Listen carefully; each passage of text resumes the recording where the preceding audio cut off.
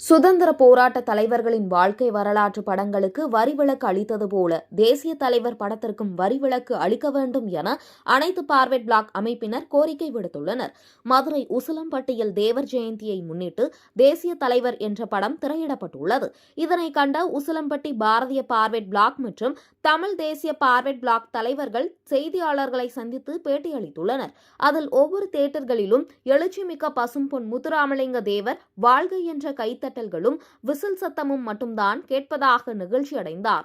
பசும்பொன் முத்துராமலிங்க தேவர் ஒரு ஜாதிய தலைவர் அல்ல, தேசிய தலைவர் என்று சொல்லும் படம் இது. தமிழ்நாட்டிலேயே அதிகமான வரவேற்பு உசிலம்பட்டியில்தான் திரையிட வாய்ப்பு கிடைத்துள்ளது என பெருமிதம் பேசினார்.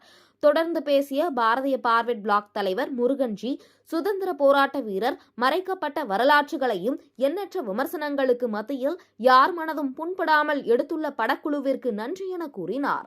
தமிழக அரசுக்கு நாங்கள் வைக்கின்ற கோரிக்கை, இந்த படத்திற்கு அரசு வரி விலக்கு அளிக்க வேண்டும் என பணிவோடு கேட்டுக்கொள்வதாவது.